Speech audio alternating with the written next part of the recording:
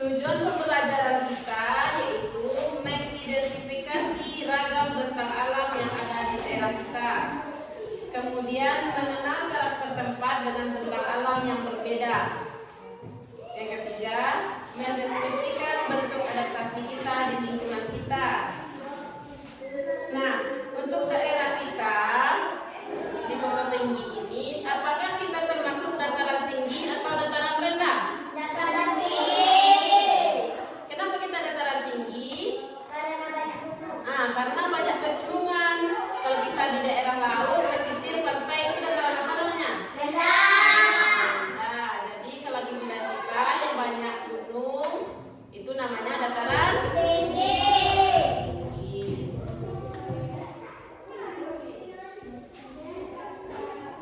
Ada teman anak ibu yang tinggal di dataran rendah atau saudaranya yang tinggal di dataran rendah? Nah, siapa? Abang Fran, di mana dia tinggal? Daerahnya? Di Pekanbaru. Ya. Apakah Pekanbaru termasuk dataran tinggi? Dataran rendah atau dataran tinggi? Dataran rendah. Bagaimana suhunya di sana? Panas atau dingin? Panas. Kalau dataran tinggi gimana suhunya? Dingin. Nah, itu bedanya. Apa saja yang ada di dataran tinggi ini, di sekitar wilayah kita? Apa saja yang ada? Ada gunung, banyak sungai, banyak pohon. Apa lagi? Hewan liar. Karena di daerah pegunungan banyak hutan. Ya, Bran? Nah, kalau di dataran rendah apa yang banyak? Di dataran rendah apa? Pantai. Pesisir. Apa lagi? Selat, danau. Itu yang banyak. Nah, bagaimana kalau untuk pekerjaan? Kalau kebanyakan di dataran tinggi, bagaimana pekerjaannya? Apa mayoritas pekerjaannya? Bertani. Apa lagi? Nambang, berkebun.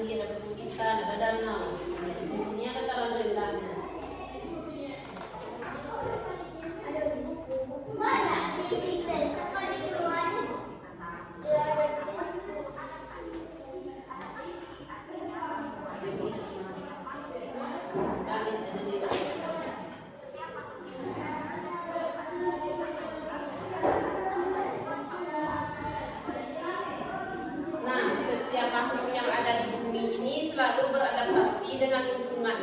Kalau kita tinggalnya di daerah perbukitan atau daerah kita sekarang yang ingin adaptasi kita apa? Suka memakai jaket, apalagi pekerjaannya juga menyesuaikan. Kalau di daerah gurun yang panas, yang sulit mendapatkan air, bagaimana orang itu beradaptasi? Pakai baju yang tipis. Baju tipis, Baju tebal. tebal. Nggak baju kayak itu tipis. Nah, mereka juga menyesuaikan pakaiannya, kerjanya juga. Suhunya panas, sulit mendapatkan air. Mereka kalau melakukan perjalanan, nah itu pakai pita atau melakukan penyediaan air. Di sana ada juga tumbuhan yang bisa hidup seperti kurma. Kalau di sini kan nggak bisa kurma hidup. Kalau di sana kebunnya kayak kurma. Cuma nggak bisa sampai angin ya, Bu. Ya, karena habitatnya sebenarnya itu di daerah gurun. Bisa dia beradaptasi di situ. Jadi cara manusia beradaptasi.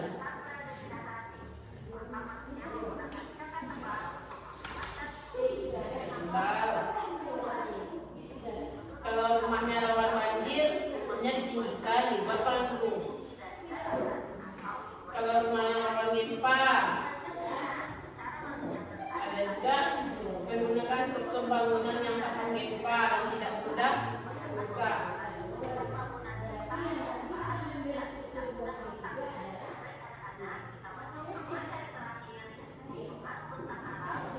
Jadi pengaruh bentang alam dengan keberagaman budaya itu juga ada. Beda-beda dia keberagaman budaya.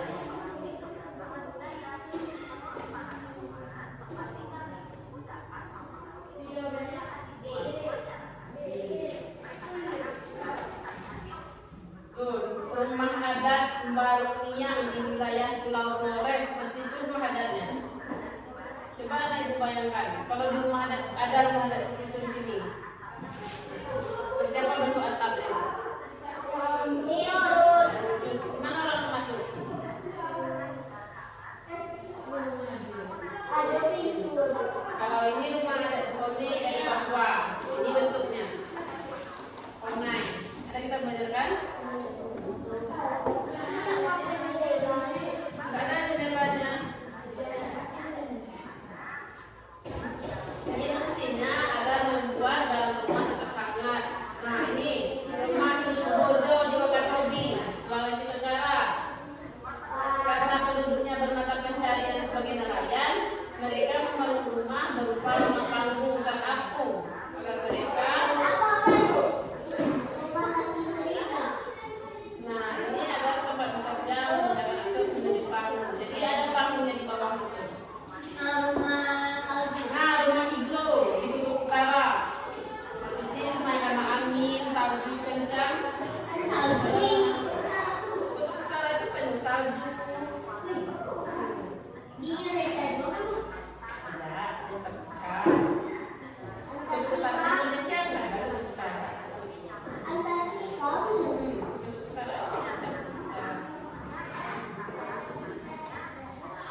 Nih, dataran tinggi. Apa pertaniannya banyak di tempat kita? Sayuran kan? Timun, hidup, cabai, apa lagi? Kopi, terong.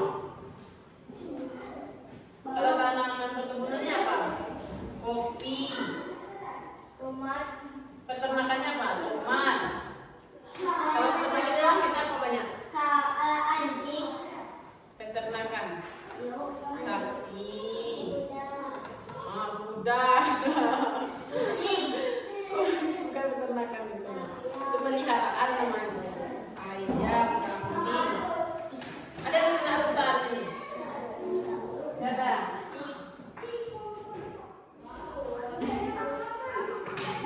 Kalau di tempat-tempat yang bagus itu ada dibuat orang kayak villa, kayak rumah kerja. Iya. Kayak kita kan ada kampung satu. Jadi orang-orang yang biasanya jalan kereta suka ada di sini.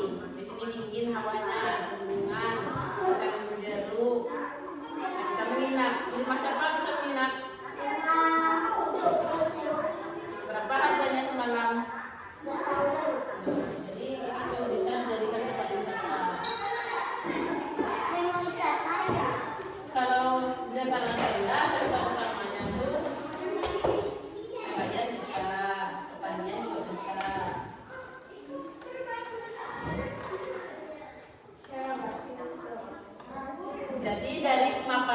Ibu paparkan tadi, apakah anak-anak sudah bisa membedakan dataran tinggi dan dataran rendah? Bisa, Bu.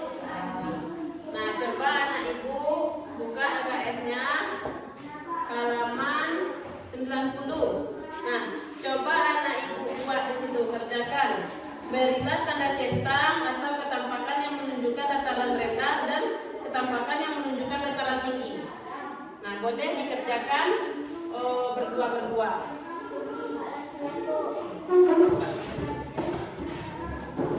Nah, itu boleh didiskusikan?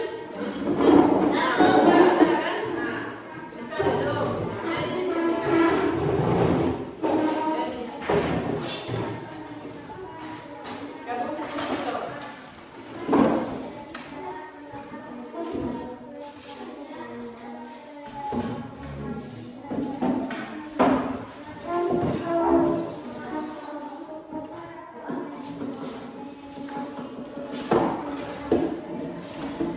Silakan didiskusikan termasuk pada dataran mana gambar-gambar tersebut. Bisa.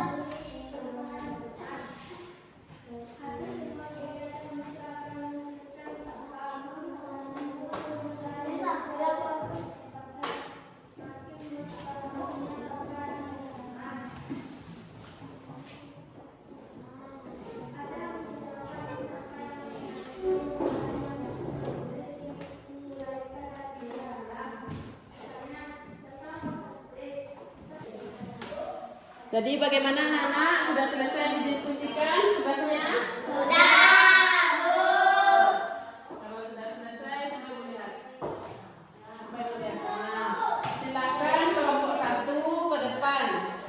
Apakah hasil dari diskusi yang kedua? Silakan paparkan ke depan teman-temannya. Nomor 1 adalah dataran tinggi karena banyak pegunungan. Nomor 1 pegunungan tinggi karena banyak pegunungan. Kemudian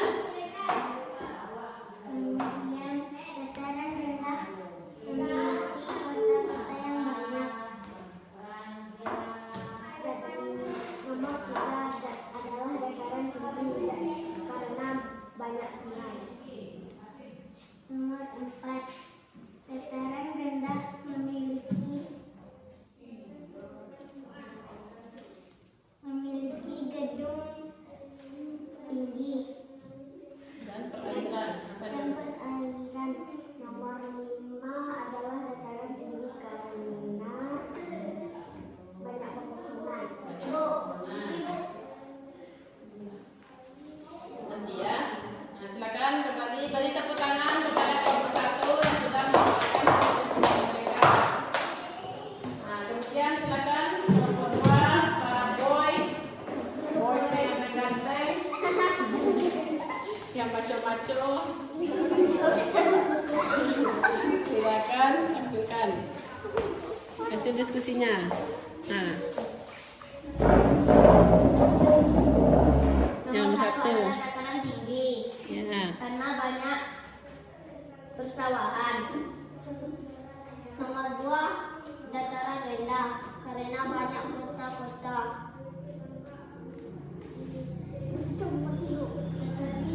Dataran tinggi banyak sungai. Nomor 4 dataran rendah karena banyak gedung yang tinggi.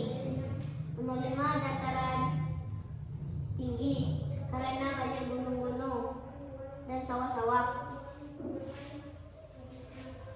Sudah? Tahu. Berikan tepuk tangan kepada kelompok 2.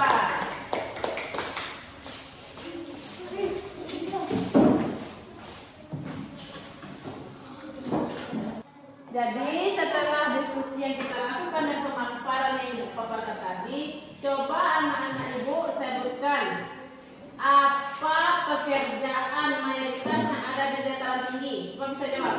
Aku Nah, coba bisa. bertani. Bertani. Coba lagi. Aku Nah, betul. bersawahan. Bersawah, bertani. Aku Apa? kebunan. Berkebun. Beternak. Beternak. Sekarang siapa yang bisa menyebutkan apa pekerjaan mayoritas dataran rendah?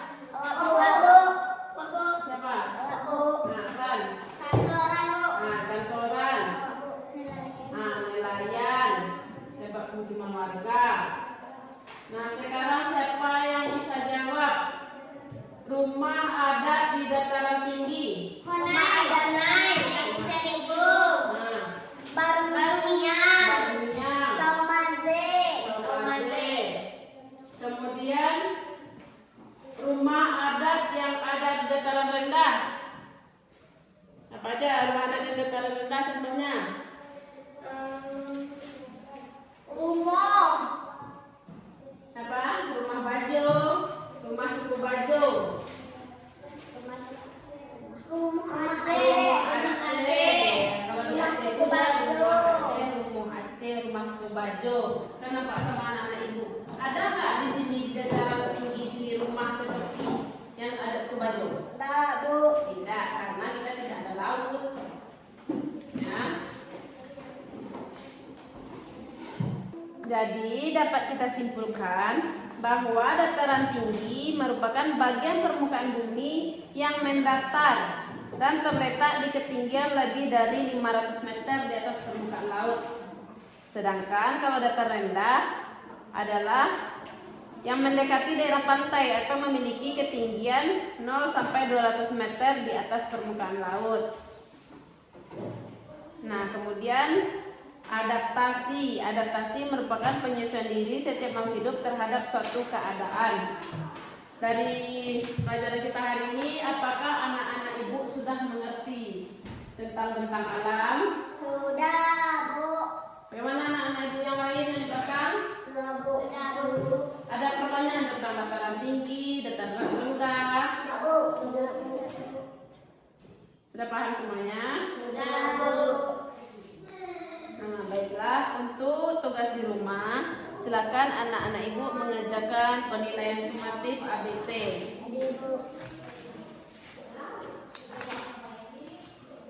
Untuk mengakhiri pelajaran kita hari ini, marilah kita menutup pelajaran dengan membacakan Alhamdulillah.